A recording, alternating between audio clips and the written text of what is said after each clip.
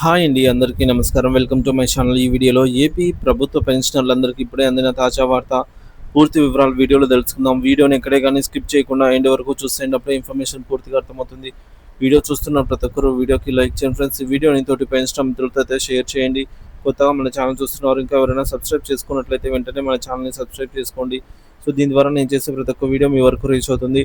ఇక ఆలస్యం చేయకుండా వివరాల్లోకైతే వెళ్ళిపోదాము.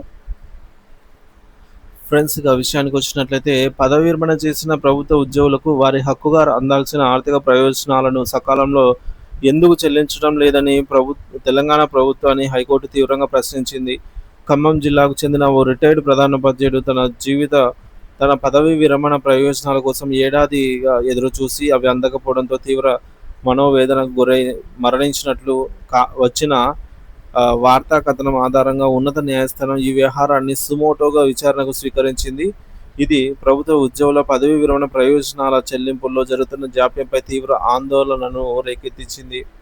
కేసు వివరాలు చూసుకున్నట్లయితే ఖమ్మం జిల్లా ఏస్కునూరు మండలం జిల్లా పరిషత్ బాలికల ఉన్నత పాఠశాల ప్రధానోపాధ్యాయుడిగా పనిచేసిన కొరపాటి పాండురంగయ్య గారు గత ఏడాది పదవి విరమణ పొందారు. అయితే అప్పటి నుండి తనకు రావాల్సిన గ్రాట్యుటీ, పెన్షన్ కమ్యూటేషన్, సెలవు జీతం నగదు అంటే లీవ్ ఎన్కాష్మెంట్, ఇతర బకాయిలేవి కూడా ప్రభుత్వం నుండి అందలేదు.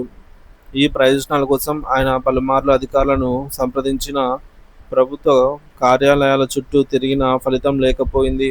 నిరంతర నిరీక్షణ, ఆర్థిక ఇబ్బందులు, ప్రభుత్వ ఉదాసీనత ఆయనను తీవ్ర మానసిక క్షోభకు గురిచేశాయని, అధికారుల నుండి సరైన స్పందన లేకపోవడంతో మరింత కుంగిపోయారని, చివరికి అదే ఆయన మరణానికి కారణమైందని ఓ ప్రముఖ దినపత్రికలో కథనం ప్రచురితమైంది.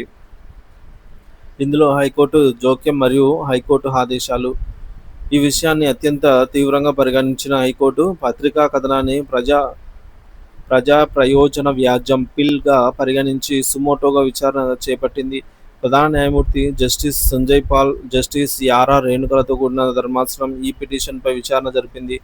అసలు ఒక ప్రభుత్వ ఉద్యోగి పదవి విరమణ తర్వాత జీవనాధారమైన ప్రయోజనాలు ఎందుకు అందలేదు? ఈ జాప్యానికి కారణాలు ఏంటి? బాధ్యులు ఎవరు? పదవి విరమణ ప్రయోజనాలు అందక ఉద్యోగి మరణించే దుస్థితి ఎందుకు తలెత్తింది? అన్ని కోణాల్లో ప్రభుత్వాన్ని నిలదీసింది. ఈ పరిస్థితి పునరావృతం కాకుండా తీసుకోవాల్సిన చర్యలు ఏమిటో తెలపాలని కూడా కోర్టు ప్రభుత్వాన్ని ఆదేశించింది. ఈ మేరకు రాష్ట్ర ప్రభుత్వ ప్రధాన కార్యదర్శి, ఆర్థిక శాఖ ముఖ్య కార్యదర్శి, పాఠశాల విద్యాశాఖ ముఖ్య కార్యదర్శి, విద్యాశాఖ కమిషనర్, అకౌంటెంట్ జనరల్, ఏజీ తదితరులకు నోటీసులు జారీ చేసింది. పూర్తి వివరాలతో కౌంటర్ అఫిడవిట్ దాఖలు చేయాలని ఆదేశిస్తూ తదుపరి విచారణను జూన్ నెలకు వాయిదా వేసింది. విస్తృత సమస్య మరియు పెన్షనర్ల ఆవేదన. పదవీ విరమణ ప్రయోజనాల చెల్లింపుల్లో జాప్యం కేవలం ఈ ఒక్క కేసు పరిమితం కాలేదని, తెలంగాణలోనే కాకుండా ఆంధ్రప్రదేశ్ సహా పలు ఇతర రాష్ట్రాల్లో కూడా వేలాది మంది విశ్రాంత ఉద్యోగులు ఇదే సమస్యతో బాధపడుతున్నారని పత్రికా కథనంలో పేర్కొన్నారు.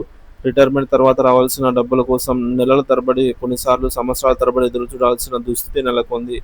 తమ జీవిత చరమకంలో ఆర్థిక భరోసా కోసం, వైద్య ఖర్చుల కోసం ఎదురుచూస్తున్న ఎంతోమంది పెన్షనర్లు ప్రభుత్వ కార్యాలయాల చుట్టూ ప్రదక్షిణలు చేయలేక, అధికారుల నుండి స్పష్టమైన సమాధానం లభించక తీవ్ర ఇబ్బందులు పడుతున్నారు. తమ సర్వీసు మొత్తం ప్రభుత్వానికే సేవ చేసి జీవితంలో ప్రశాంతంగా గడపాలనుకునే సమయంలో హక్కుగా రావాల్సిన ప్రయోజనాల కోసం పోరాడాల్సి రావడము అత్యంత బాధాకరమని పెన్షనర్లు ఆవేదన వ్యక్తం చేస్తున్నారు. ప్రభుత్వం తక్షణమే స్పందించి పెండింగ్లో ఉన్న బకాయిలన్నింటినీ విడుదల చేయాలని, భవిష్యత్తులో ఇలాంటి జాప్యాలు జరగకుండా పటిష్టమైన యంత్రాంగాన్ని ఏర్పాటు చేయాలని వారు కోరుతున్నారు. ప్రభుత్వ నిర్లక్ష్యం కారణంగా రిటైర్డ్ ఉద్యోగులు మానసిక వేదనకు గురై ప్రాణాలు కోల్పోయే దుస్థితి ఏర్పడడం అత్యంత విచారకరమని, దీనికి ప్రభుత్వమే బాధ్యత వహించాలని ఉద్యోగ పెన్షనర్ల సంఘాలు డిమాండ్ చేస్తున్నాయి. ప్రభుత్వ సేవలో జీవితాన్ని వెచ్చించిన ఉద్యోగుల పట్ల ప్రభుత్వం బాధ్యతాయుతంగా, మానవతా దృక్పథంతో వ్యవహరించాల్సిన అవసరాన్ని ఈ ఘటన మరోసారి నొక్కి చెబుతోంది. హైకోర్టు జోక్యంతోనైనా ఈ సమస్యకు శాశ్వత పరిష్కారం లభిస్తుంది అని, మరణించిన ప్రధానోపాధ్యాయుడి కుటుంబానికి తగిన న్యాయం జరుగుతుందని, పెండింగ్ బకాయిల కోసం ఎదురు చూస్తున్నటువంటి వేలాది మంది పెన్షనర్లకు ఊరట లభిస్తుంది అని అయితే ఆశిద్దాం.